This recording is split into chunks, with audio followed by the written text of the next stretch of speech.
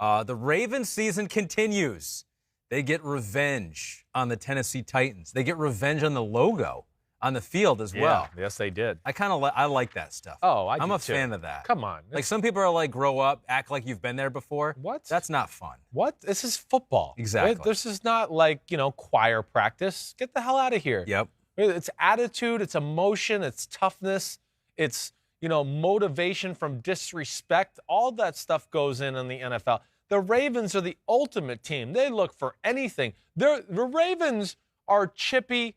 If they were going to church as a team, they would be chippy. Like, we might need to kick the priest's butt today. Yeah. That's the way they're wired. Those are the guys they drafted. Yeah, they don't even like each other. Like how the season started out. Well, right? exactly, right. This is who they've accumulated, and they always pillage the biggest, baddest mofos on the planet. That's what the Baltimore does. So, yeah, do you think they wanted revenge on a team that beat them twice, knocked them out of the playoffs last year, and then danced on their album before a game started? Of course they did. And I love that Baltimore makes it personal that way. They did. And it was always going to be, rushing attack versus rushing attack. Who is going to be able to stop? And you, on this podcast last Wednesday, said you felt better about the Ravens being able to slow down Derrick Henry, and they were able to do that. I think we have a comparison of what Lamar Jackson did in this game as opposed to Derrick Henry. So Derrick Henry, 40 yards. That was his low. That was his low for this I think year, so right? for this year, 18 carries. Yeah. Where Lamar Jackson went off 136 yards on 16 carries, had that long one, the 48-yard touchdown. Lamar Jackson took the game on his shoulders, and I give him a lot of credit because they were down. A lot like Josh Allen in a game that we're going to get to. It was like they were down, they needed a play, and it was like right when they needed that play, on a 3rd and 9, he goes 48 yards for a touchdown. Well, he made so many plays throughout the football game. And hold on, I'll break that down in a second. Okay. There was a 3rd and 9 when they were down 10-0 and backed up in their own area, and he scrambled out to the right and threw to Mark Andrews on the right sideline, where at that moment you're going, wait, Tennessee's had the ball twice. They kicked a field goal. They scored a touchdown. Baltimore's about to go 3 and out and give them the ball back again with pretty good field position. You're going, this could get out of hand here. We better watch out. And then he makes that throw. And the game was really never the same since that point.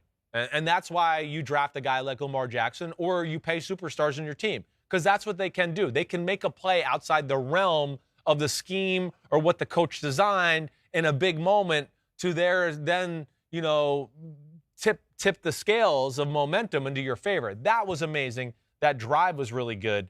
But then, yes, I mean, the 10-3 score, they're at midfield. It was 3rd and 9, right, when he dropped 3rd back? and 9, yeah. 3rd and 9, right?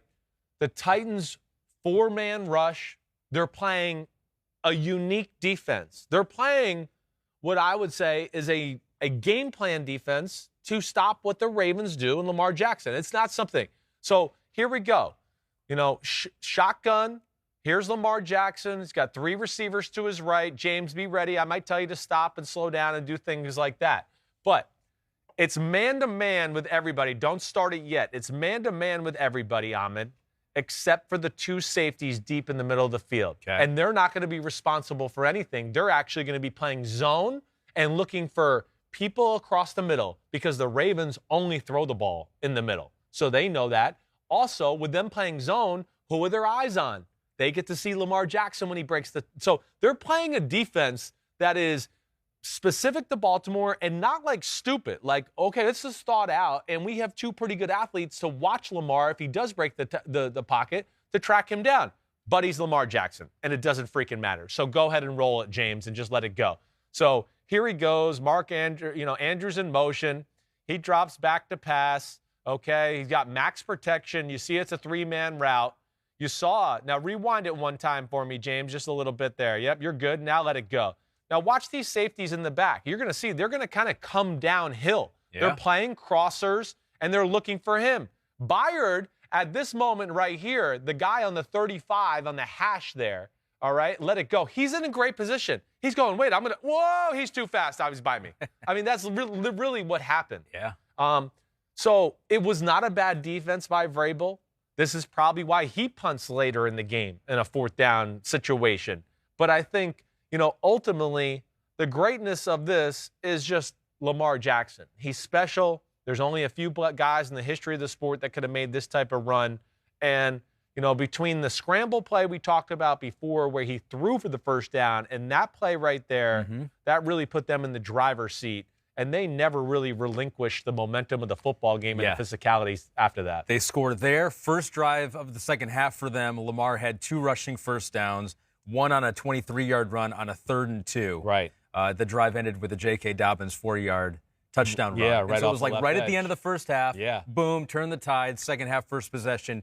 Lamar taking the game into his own hands once again. Phenomenal. He did. He stepped up. You could tell there was a lot of pressure on him. The way he talked after the game, you could tell he was thinking, he was ready. Yes. To he was still amped up. He was. I'm excited. I won my first playoff game. This is awesome, and I did awesome, and this is really cool that next week I got to go play Patrick Mahomes, or not Patrick Mahomes, Josh Allen in Buffalo. So how'd they stop Derrick Henry? How did they shut him down? They had 8 in the box on 72% of Henry's rushes. Yep. So that was one of them. It was 63% in last year's playoff.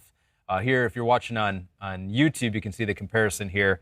Is that last year and this year? Yep. So that's 2019 on the left. Yep. His little squiggly lines are going everywhere, including way down the field. Yeah, they kicked butt last year in that, but it was a different story. Yeah. Well, first had a healthy Calais Campbell and Brandon Williams, who they didn't have. They didn't have Calais Campbell in the playoffs last year. They didn't have Calais Campbell or Brandon Williams in their first matchup earlier this year. Again, we just talked about a player on the offensive side who made a difference just with his pure ability. Brandon Williams and Calais Campbell, to me, that's where you start the conversation. They dominated, and they were the difference between the defense I saw back in, week 8 or 10? I can't even remember anymore when they played. But a lot of 5-man fronts to answer your question. 5-man fronts. Baltimore sometimes is a team that'll 2-gap, right? Let their defensive tackles hold the guy up, and then you just throw the guy opposite of where the ball is. And then the linebackers have to read off of that. So the linebacker's also going 2 gaps, and he's going, wait, Calais Campbell threw the guy that way, and now he's in that hole, so I got to be over here in the other hole now. They didn't do much of that in this game. They played 5-man fronts, and they just said, you win your gap, you win your gap, you win your gap. And now the linebackers didn't have to read the guys in front of them. So they always had a guy in every gap, and especially when it came to cutback lanes. That was a big thing. Derrick Henry and company loved to, let's say, the zone play to the left. Run the zone play to the left. Everybody's trying to fast flow over there. And as soon as he sees the backside linebacker get too fast, he puts his foot in the ground and cuts back, and there's nobody there. Baltimore never got in that situation. In fact, more times than not, they loaded the weak side of the offense and just said, hey, Calais, Brandon Williams, you play the strong side, the front side, and dominate those guys because you'll dominate them, and now he's going to look to cut back, and we'll have no lanes for him. And also within that, and just this gap scheme, you might have heard me say this before too, but it's a phrase I use with defenders a lot, shoot your gun, right? And what I mean by that is like Patrick Queen, linebacker, Malik Harrison, linebacker, when they play those one-gap things, okay, they know the gap they're responsible for. They're not reading anything. And when they saw the hole, they just went through it. Whether Derrick Henry was there or not, you go through it because he's more than likely he's going to be there at some point. Right. And that never let him get momentum or his power or anything going to where, okay, now he's hitting you at 2 yards and driving you forward, and it's a 4 or 5 yard gain. They always made contact with him at the line of scrimmage, behind the line of scrimmage, and he really was never able to get going throughout the day. You have to trust your secondary if you're going to go with that strategy. That's where we got to go next. You're exactly right. You got to trust your secondary. The 2 guys they got are special. They realize, like, oh, wait, we got to stop Derrick Henry. We're paying these damn corners all this money. We're going to have to put them in some tough spots. And, the one thing I'll say that I don't like, the Titans' offense is an offense, too, where I just wish it was a little bit more creative. I think once Baltimore in those first 2 drives, they went, okay, wait, you got a few game plan tricks for us. All right, now we've seen them, and they settled in. They were really all over everything pass game related from there on out. I really think Wink Martindale, along with the talent they have in the secondary, they did a great job of not only just beating guys mano-a-mano, but also there was some certain formations where, like I said, it's 5 and 6 men at the line of scrimmage. They're a little outnumbered in the pass game, but they were taught to, hey, when they're in this formation, they do this, and if this guy goes out, the guy behind him is going to go in, and they were all over those type of concepts. So it was very impressive. They felt comfortable. They weren't going to be caught with their pants That's down. the way to put it. Yeah. They were comfortable to put the guys at the line of scrimmage because they felt comfortable. You're exactly right. They wouldn't get exposed with their heinies on the back end. And then Marcus Peters got that interception when the receiver fell at the end of the game, stomped on the logo. The rest is history. Yeah. One possible concern here for the Ravens comes from Cam Lloyd-Jones. Okay, what up, Cam Lloyd-Jones? Says, any concern about Baltimore's offense, though, after only putting up 20 against a pretty lackluster Titans D, or was it just a good game plan by Vrabel? I don't know if you can call it a good game plan when the quarterback does that. Well, that's how you know they're going to beat you. But, yeah, what do you think? 20 points against a defense that really was not good at all. Well, it's a matchup game. Anybody that listened to the podcast last week, the Titans match up really well with Baltimore. Really well. I picked the Ravens to win only because I just felt like they were playing better right now. Everything as far as the matchup is concerned, the Tennessee, the biggest weakness is their pass defense. Baltimore's not a great pass offense. They're not going to be able to expose that part of it. Tennessee does have big people. They have a Mike Vrabel who does outside-the-box thinking. Hey, we'll do this with all these crazy runs and all that. So I'm not concerned. I'm not. The most important thing was to win the football game. I don't have any doubts, and I think this offense will look a lot different when they play Buffalo this week, who doesn't match up as well with them as the Tennessee Titans do. So that's I'm not concerned. And other thing, and I'm glad with our guy asked this question. Yep. Here's one thing that I think really does not get talked about. 7 for 109 for Hollywood Brown. That, to me, was the most important stat of the day. The Ravens, we just talked about on the scramble, right? We're going to stop Lamar running, and we're going to stop over the middle throws.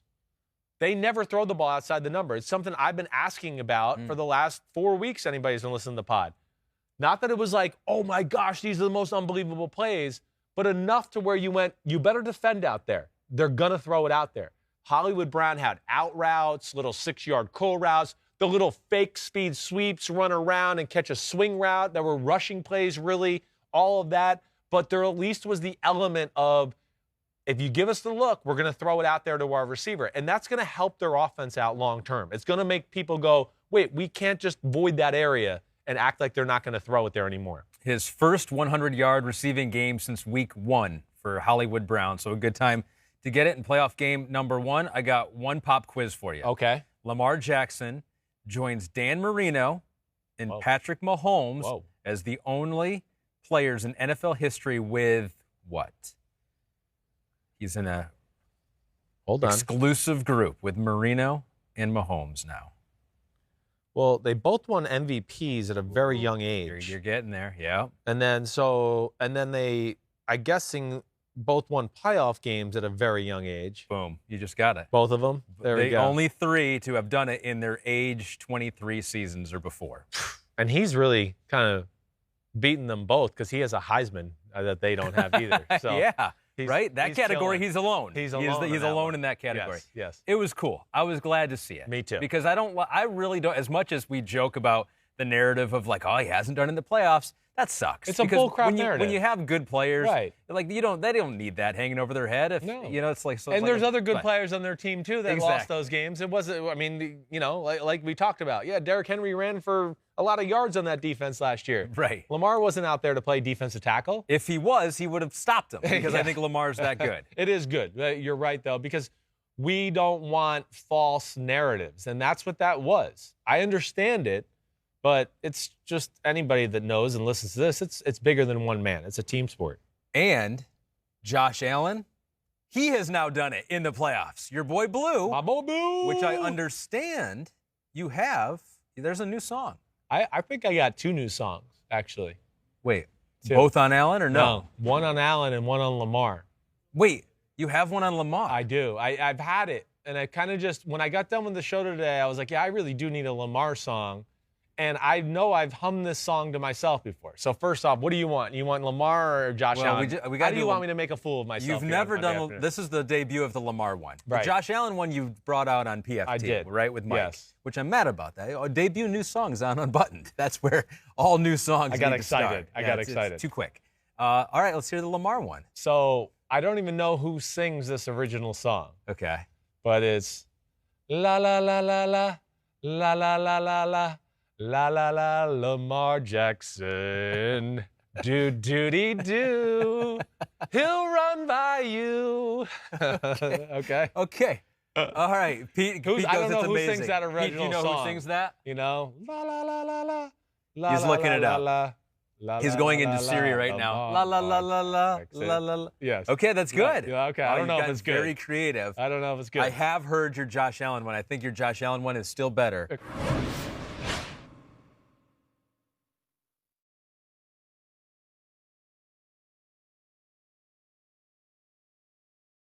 Hi, I'm Mike Tirico, and thanks for watching. Make sure to hit subscribe for the latest news and highlights from NBC Sports.